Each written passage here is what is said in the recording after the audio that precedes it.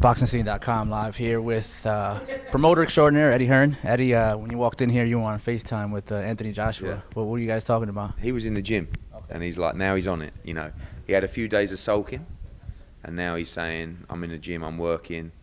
He's excited, and that's something I've been trying to drum into him this week, is say, look, I know it didn't go your way, but now you've got to be excited about this opportunity, this change of path in your career.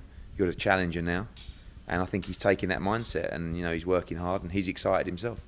Now, we've seen a video yesterday on DAZN. You're talking to Chris Mannix that Anthony actually wants the rematch to be here, not in the UK, but here. Yeah, not 100%, but he sort of floated to me and said, you know, wouldn't it be unbelievable if we went back to where it all went wrong and put it right? And I'm like, yeah, but I think we should do it in the UK. And he's like, yeah, but all I'm just saying is, until I put that right at the Garden, that night will always be there.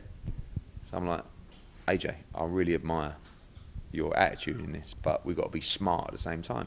You must win this fight. And he said, I will win this fight. It doesn't matter where it is, I will win this fight. And, you know, again, there's lots to discuss over the next week, but I wouldn't rule out America at this point. For me, the fight should take place in the UK, but I know that AJ will have his own mind and thought process into where it should go. And ultimately, he will be the one that makes the decision. Now, I don't know if you've seen the interview of Andy Ruiz saying it's going to take $50 million to get him over there. Then that's just like him joking around because he's a jokester, obviously. Or what do you consider that? He would definitely want the fight. I don't blame him. You know, it's a bigger advantage to Andy Ruiz to have the fight in the US than it is in the UK. It was a bigger advantage in the first place. So that's why I'm saying, AJ, you've just boxed Ruiz in his home country, right? Do it in your home country now. So I don't know which way it'll go. We'll let them guys know where the rematch and location and date will be in the next probably 10 days, 2 weeks. But I wouldn't rule out the US, you know. It's an interesting mind. His mindset is incredible to suggest that. And he's 100% right. But I'm just saying, like, you wouldn't be doing the wrong thing if you accepted this fight in your home country. I know as a promoter you didn't want last week to happen, but in terms of the buzz that it created, if AJ would have won, it would have just been, you know, status quo. Yeah. But now everyone's talking about Andy Ruiz, Anthony Joshua, and everyone now wants to see the rematch, kind of making it bigger than most other fights right now. It's the biggest fight in the heavyweight division.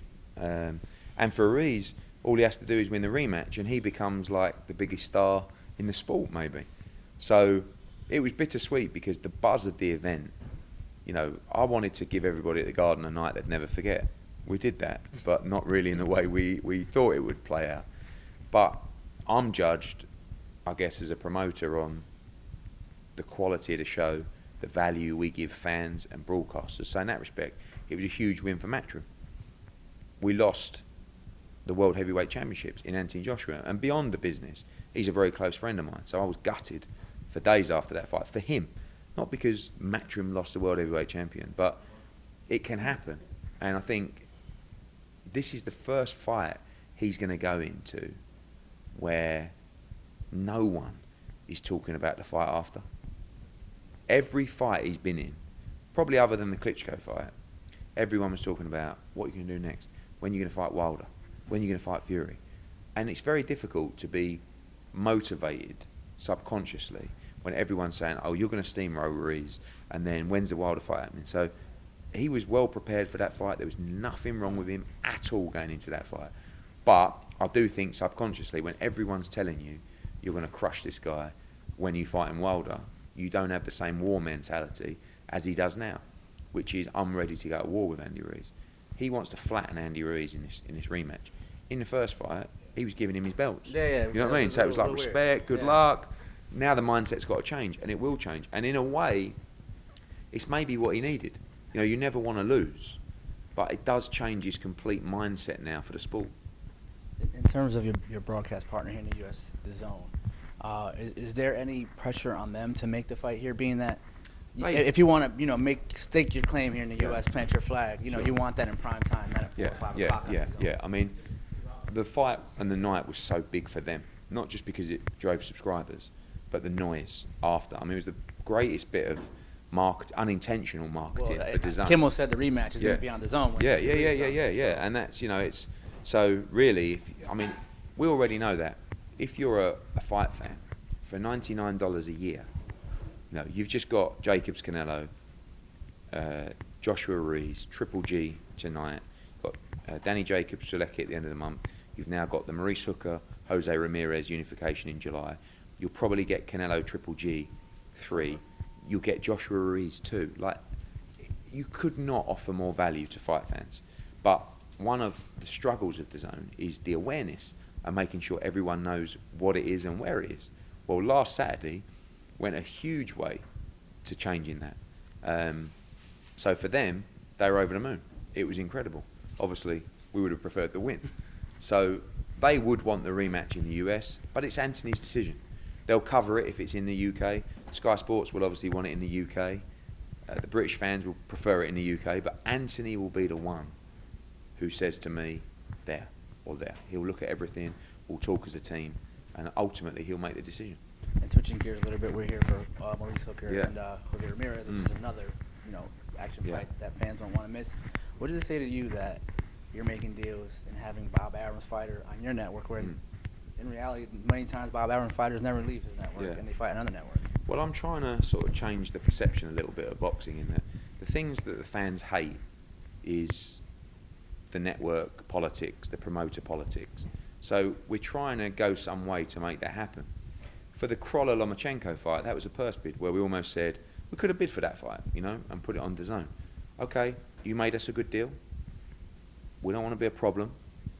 Now same with Luke Campbell against Lomachenko. Probably a fight that'll end up on ESPN. Yeah. This is an opportunity where I said, okay, well, here's a monster offer for Jose Ramirez. And they were like, okay. I said, we've done some on yours. I would like to do this on DAZN. It ultimately comes down to the network. They would have to go to ESPN and say, we had a great offer for our fighter. I think it's a great opportunity for him. Is that okay? And we have to do the same with DAZN.